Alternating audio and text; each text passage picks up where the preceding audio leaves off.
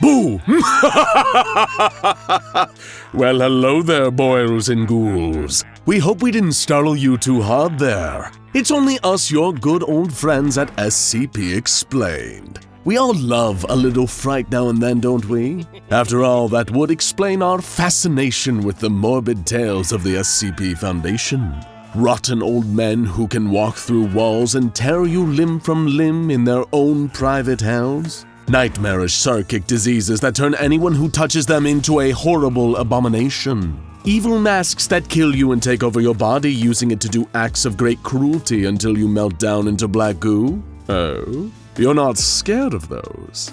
You think you're so tough, so prepared for anything that even those anomalous beings of pure terror can't break through the impenetrable shell of your bravery? Well, I suppose we better bring out the big guns then.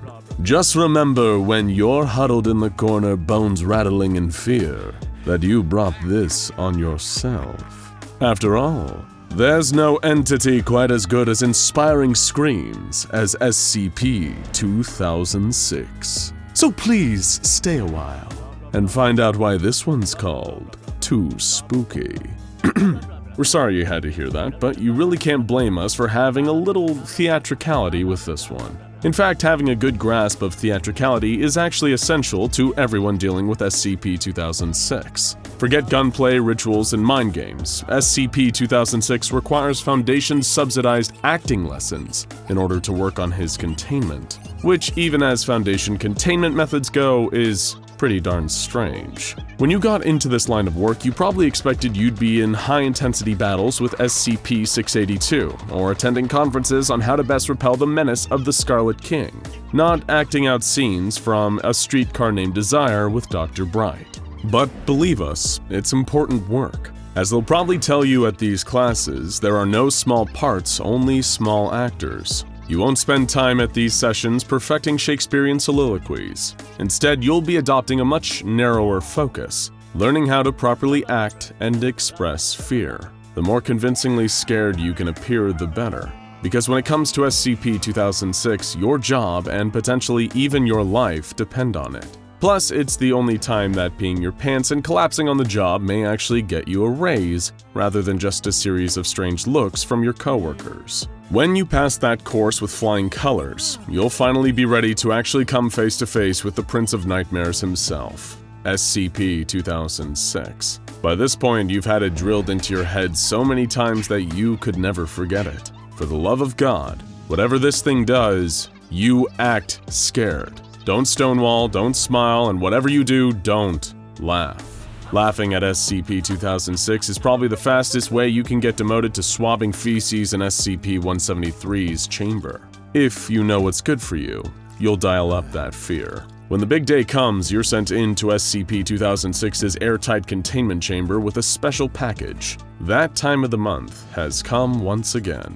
You need to deliver the goods. You spot a television in the corner first, still on but tuned to static. You're pondering what a waste of electricity this is when SCP-2006, who'd been hiding behind an armchair, decided to finally strike. You barely had time to realize what was going on when a large, dark shape suddenly blotted out your vision. It was over 6 feet tall and looked like a man in an exceedingly cheap gorilla costume, except with a goofy diving helmet with what looked like TV antennas on top. It waved its arms wildly as if to hammer home the point that, yes, this really was happening, and you should be terrified by it. The creature bellowed, "Fear me, mortal! I am the mighty Roman! Cower in fear!" At that moment, your weeks of training kicked in almost like a reflex. You let out an ear-piercing shriek and dropped down to the floor, desperately crawling away from the goofy-looking creature. Eyes wide, breathing heavy, moments frantic and defensive. You gather yourself up in one of the room's corners and curl into a ball, covering your face. Imbuing your voice with a well-practiced quiver, you say, "Please, mighty Roman, don't hurt me! I've so much to live for, just please let me go!" The monster holds a quote-unquote menacing pose for a few seconds longer, before slackening into a joyful laugh. It even extended a rubbery gorilla paw to help you up. Of course, you hesitate for a few seconds, gazing fearfully, waiting for it to say, "Ha ha ha, it's just me, Doc. I got you pretty good, didn't I?" And as far as he knows, yes, he did. You're sure to never slip into the body language of comfort. It's utterly vital that SCP-2006 truly believes that he's scary to you, even though he looks like a terrible monster costume from an even worse low-budget B-movie. Though specifically, the Ro-Man, the monster from the 1950 trash classic Robot Monster. You tell SCP-2006 that you're here with some more stimulus material for him, and hand him a plastic bag. When he asks you what you've brought him this time, you tell him you can't even look at it. If you so much as laid eyes on it, you'd slip into a terrified state of catatonia. You'd honestly rather look at 096 than look at what you've brought him today. SCP-2006 cocked his head to the side and asked, "What's 096? Oh, no. The terror that was fake before wasn't quite so fake now. You'd slipped up, buddy. And if you didn't come up with a good save quickly, you would be in deep trouble." You gulp and take a quick breath, trying to compose yourself before saying that 096 is just another movie. One that's not nearly as scary as the one you've prepared for him. It seemed to satisfy him, so you internally breathe a sigh of relief and turn to make your exit. You've just left SCP-2006 with a DVD copy of the 1977 classic Deathbed, The Bed That Eats, a somewhat obscure horror movie about an evil bed created by a demon. That should tide the eccentric anomaly over for another month. So, you're probably wondering, what actually just happened? What's the logic? What are the connections between this strange sequence of events we all just witnessed? While it may seem bizarre now, once you know more about SCP-2006, it'll all make sense. We can't promise it'll actually seem any less bizarre by the end, though. SCP-2006 is a Keter Class shape-shifting anomaly. Its default form is a floating sphere of about 50 centimeters in diameter. Not exactly terrifying. And this is actually a big problem for SCP-2006, as the mischievous anomaly has an almost compulsive desire to scare people.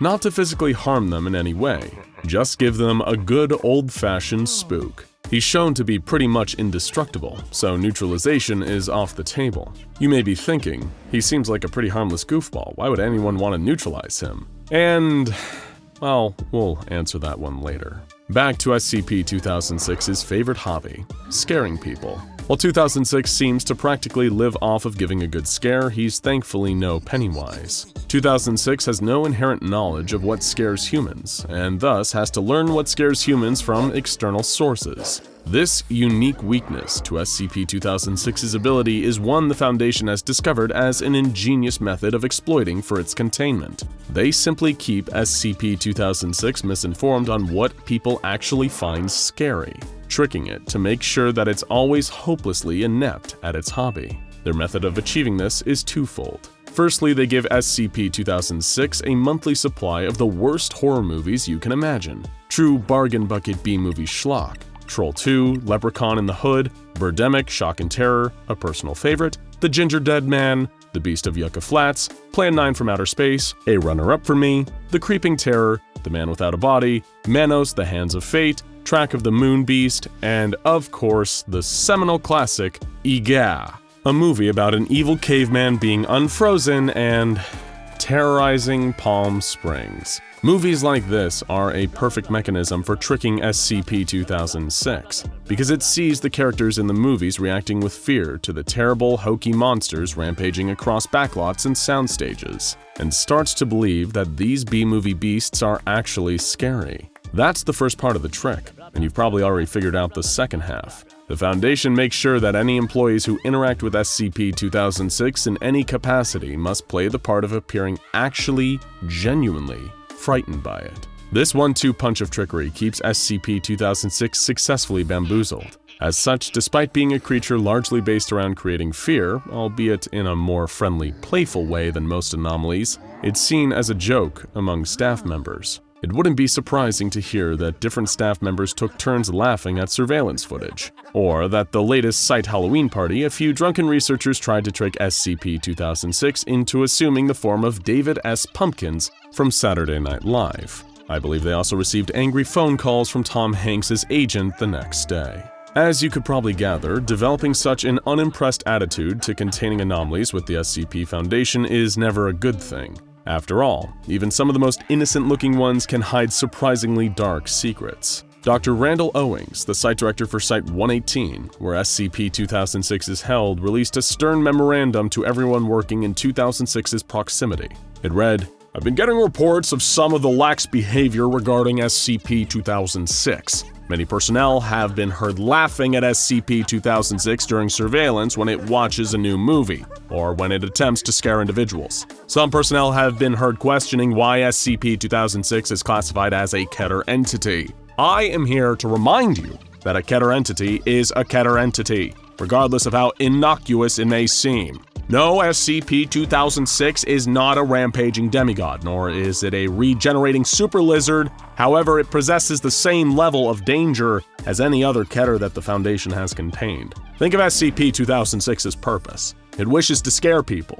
Imagine what would happen if SCP-2006 broke containment and found out what really scared people. Imagine if it saw the horror and fear of war, or the concepts of paranoia or phobias common to each and every human being. Imagine if it found the true horror of a nuclear holocaust or an XK class scenario. Now couple that with an entity that possesses shape-shifting abilities with no known limits, and you'll understand why it's classified as Keter. All personnel mentioned above have been suitably disciplined. I do not want to hear about this again. SCP-2006 is only as harmless as the Foundation's containment procedures allow it to be. It's why it can never know about other anomalies, or any actually frightening works of fiction. If ever SCP-2006 became aware of the true sources of human fear, there would be no stopping it, seeing as the creature appears to be indestructible. Like many of the anomalies kept under lock and key by the SCP Foundation, it is a ticking time bomb that one little mistake could turn into an utter catastrophe. Terrible movies and theatrical staff members need to keep SCP-2006 in the dark about what actually scares us, because beyond that, the only limit to the danger of SCP-2006 is the human imagination. And that, my friends, is a very spooky thought indeed. Now go check out SCP-426 I Am a Toaster, and the horror of body-stealing rain SCP-3300 for more of the most bizarre anomalies out there.